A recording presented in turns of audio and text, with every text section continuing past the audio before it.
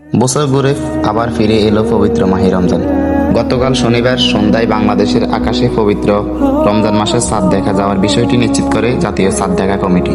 এরপর রাতে এশার নামাজের পর ধর্মপ্রাণ মুসল্লিরা মসজিদে তারাবির নামাজ জামাতে আদায় করেন।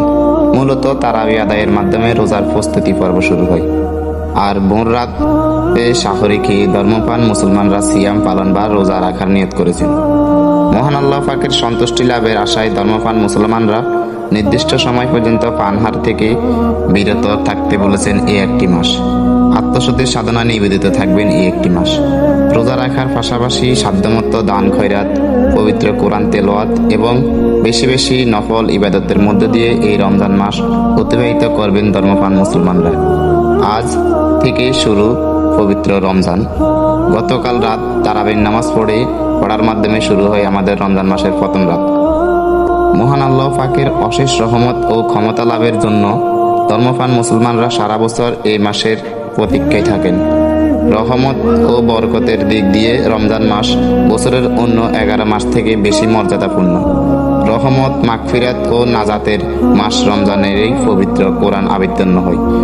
মহানবী হযরত মুহাম্মদ সাল্লাল্লাহু আলাইহি সাল্লাম বলছেন, রমজান মাসের প্রথমাংশে রহমত, দ্বিতীয়াংশে মাগফিরাত অর্থাৎ ক্ষমা, আর তৃতীয়াংশে নাজাত তথা দোজখ থেকে মুক্তি। রমজান মাস এমন একটা মাস যে মাসে সবাই প্রায় আল্লাহর হেদায়েতে চলে আসে। রমজান মাসে সকল প্রকার পাপ কাজ থেকে মানুষকে হঠাৎ করেই কেমন যেন বিরত করে রাখে।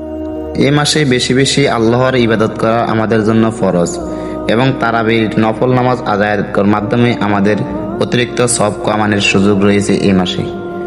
দীর্ঘ 11 মাস অপেক্ষার পর এই রমজান মাসটি পাওয়া হয় মানুষের। অনেক সাধনার পর এই রমজান মাস পাওয়া হয়।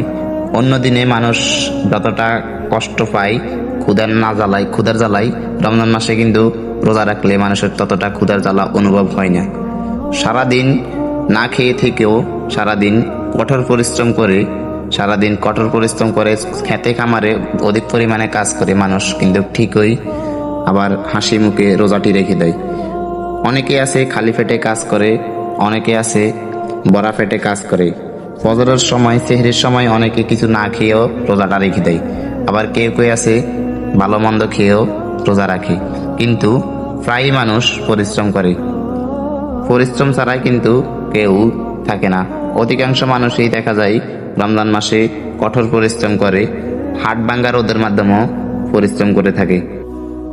সারাদিন কঠোর পরিশ্রম করার পর যখন বাড়ি ফিরে এসে সবাই মিলে একসাথে সন্ধ্যার সময় ইফতারি করে, তখনই যেন শরীরে এবং মনে আলাদা তৃপ্তি।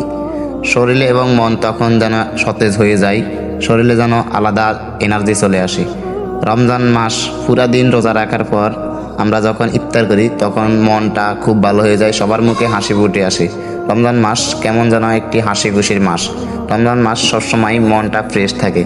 রমজান মাস অন্য মাসের তুলনায় এই কারণেই হয়তো আলাদা করে দিয়েছেন মহান আল্লাহ তাআলা।